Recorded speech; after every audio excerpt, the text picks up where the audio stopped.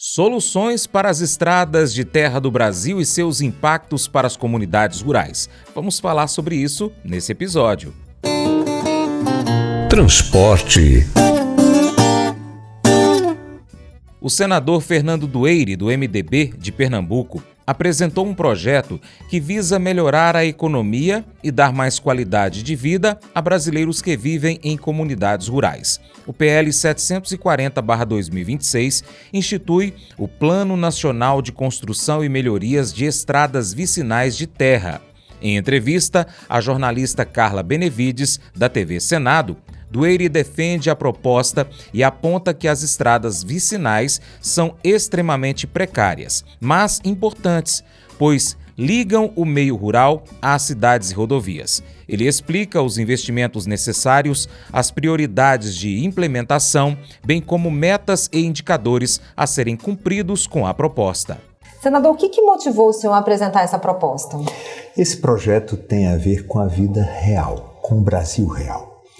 Na verdade, quando nós vamos ao interior do Brasil, um Brasil que produz, onde o agricultor acorda antes do sol chegar, enfim, onde a produção acontece, nós identificamos que é eficiente na produção, as pessoas são eficientes nas suas produções, buscam fazer isso, mas tem graves problemas com relação ao transporte, à mobilidade da sua produção. Por quê? Porque as estradas vicinais são extremamente precárias, são estradas em terra e existem municípios grandes territorialmente. Estamos tratando de municípios com 3.000 quilômetros quadrados, com 4.000 quilômetros quadrados e que as prefeituras não têm condição de dar o tratamento necessário para que essas produções aconteçam. Muitas vezes eu vou até além da produção. Pessoas adoentadas, pessoas grávidas, que ficam com grande dificuldade de chegar ao atendimento. Por quê? Porque essas estradas, sobretudo no período de grande pluviometria, elas ficam intransitáveis. E então, como o município não tem condição de dar conta disso, são múltiplas as suas responsabilidades, o que é que nós fizemos? Nós também observamos que os estados têm essa dificuldade. São mais robustos do que os municípios, mas também têm suas dificuldades. E esse é um problema nacional. Portanto, nós protocolamos o projeto. É um projeto que tem, como falei há pouco, a ver com o Brasil real. É um projeto que vai ao encontro de nossas necessidades e é um projeto que visa exatamente estabelecer as condições para que aquela produção que está no interior, que está nos distritos, possa chegar efetivamente aos seus destinos, às cidades. E como seria então essa parceria entre municípios, o Estado, né, o governo estadual e o governo federal? O governo federal, na verdade, ele entraria basicamente com os recursos. Esses recursos existem. Nós temos recursos da CID que podem ser disponibilizados para esse fim.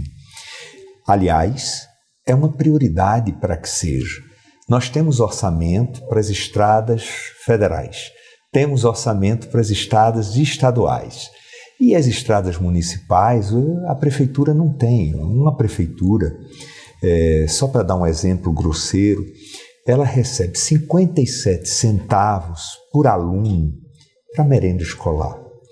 Então, os prefeitos terminam por ter que colocar recursos, não só na educação, como eu dei esse exemplo, mas como também para a saúde, para a infraestrutura urbana, para a infraestrutura rural. E aí nós temos que ter muita clareza de que a responsabilidade financeira deve ser através de aportes da União, mas isso dentro e compartilhado pelo espírito federativo, com a presença dos estados e também dos municípios. É um programa, é um projeto de muitas mãos, mas é um projeto que tem que ter a liderança do governo federal. E para isso, eu até, Carla, acredito e penso que é um projeto que chega atrasado. esse é um projeto que nós deveríamos já tê-lo em funcionamento. Mas sempre é hora, quando não existe, de nós podermos colocar um projeto dessa natureza na mesa, não é? Dar um canhão de luz nele para fazer com que ele possa acontecer de uma maneira harmoniosa e dentro daquilo que nós falamos agora há pouco, dentro do espírito federativo que deve ser o timoneiro da nação. Essas estradas vicinais que o senhor falou são estradas secundárias, a maioria delas são de terra, né? Elas que são o elo entre o rural e a cidade. Quando elas estão em más condições, qual o impacto que isso gera, principalmente para essas comunidades rurais? São todos os impactos que nós possamos imaginar. Eu tenho percorrido o meu estado e tenho ido a essas estradas e eu percebo, por exemplo, que essas estradas precisam, às vezes, de uma solução simples, uma passagem molhada, que vai socorrer quando se tem uma pluviometria muito grande, como eu falei no início. Quando você tem uma enxurrada d'água muito grande e faz com que aquelas estradas terminem tendo uma passagem de água muito grande e que essa passagem termina por deteriorar e até, às vezes, inviabilizar o percurso. Eu digo sempre, a nossa produção ela não pode ser considerada como uma coisa feita por ocasião. Isso tem que ter o papel estruturante do Estado brasileiro.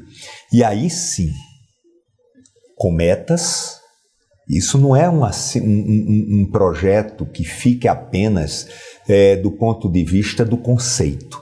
É um projeto que ele identifica recursos e ele também faz acompanhamento para que nós tenhamos clareza de onde está, dentro do território brasileiro, estradas terrosas, como você falou agora há pouco, secundárias, distritais, mas que precisam deste atendimento. Quando eu encontro estradas muito mal cuidadas ou até intransitáveis, muitas vezes eu percebo os prefeitos angustiados. Quando eu digo é porque às vezes essas estradas elas terminam por ocupar mais do que um município, porque elas irrigam a região. E eles têm uma dificuldade muito grande. Por quê? Porque eles não têm maquinário, eles têm outras responsabilidades, como nós falamos agora. Portanto, no momento em que nós tenhamos um plano nacional, e esse plano nacional irá identificar com clareza desempenho, locais mais críticos, enfim, tenha um diagnóstico dessas estradas e com fonte de recurso pré-estabelecida, porque também não adianta você criar um projeto que não tenha suporte financeiro. Nós temos que ter uma responsabilidade muito grande, porque tudo que precisa ser criado e que gera despesa, necessariamente nós precisamos ter um olhar do que vai suportar esse projeto. E nós temos a disponibilidade do recurso. O Estado brasileiro tem a disponibilidade do recurso. O senhor tem ideia de quanto seria necessário? Veja, isso seria um diagnóstico que seria feito pelo governo federal, e aí seria porque nós não vamos conseguir atacar tudo isso ao mesmo tempo. Por isso que ele é um plano permanente. É um plano permanente, é um plano permanente que tem metas decenais para que nós possamos ter uma atuação eficaz, objetiva e de entrega. Senador, quando a gente fala em estradas em más condições, aí a gente fala, como o senhor disse agora, né, a produção fica represada, aumenta até o custo de produção, estudantes não chegam às suas escolas, as pessoas não conseguem ir a médicos. Como que essa realidade principal, quais são os estados, não sei se o senhor tem esse diagnóstico, que são mais afetados com essa situação? São os estados do Norte, do Nordeste? Existe esse diagnóstico? Sim, nós temos problemas exatamente nas regiões mais pobres.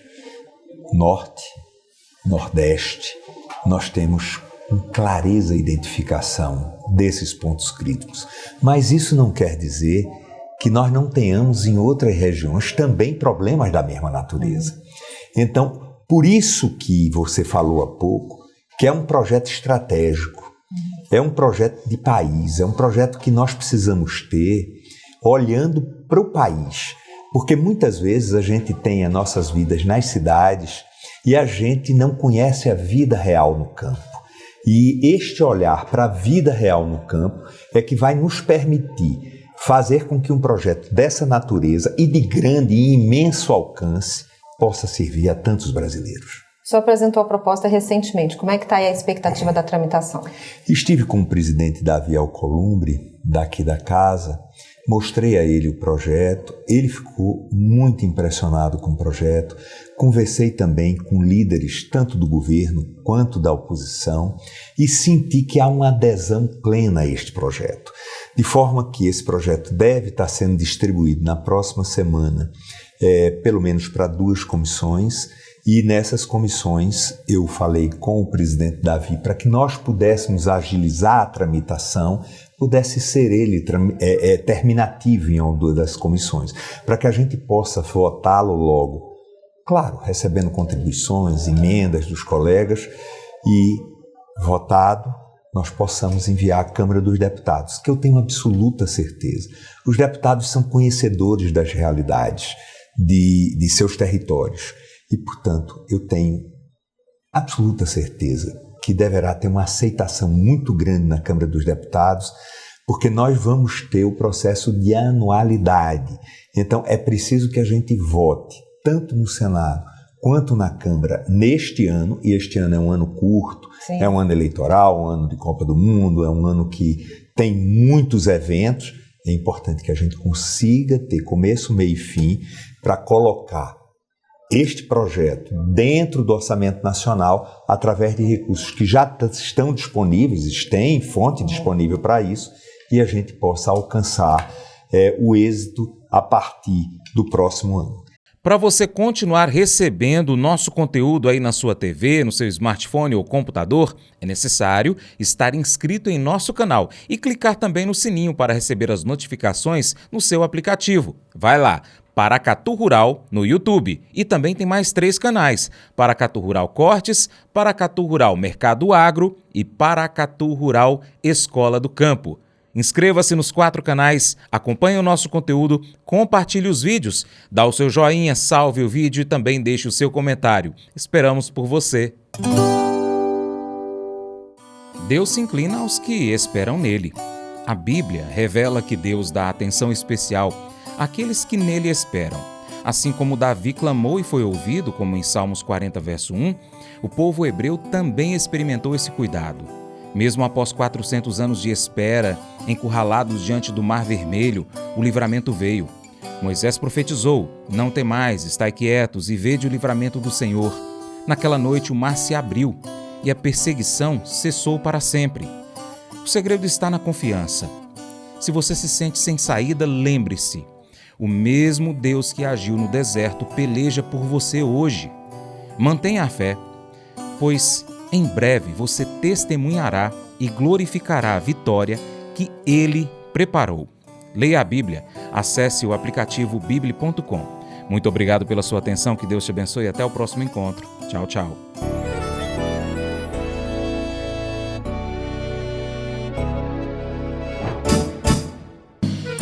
Acordo de manhã para prosear no mundo do campo, as notícias escutar. Vem com a gente em toda a região com o seu programa Paracatu Rural. Tem notícias, informação e o mais importante, sua participação. Programa Paracatu Rural. Programa Paracatu Rural.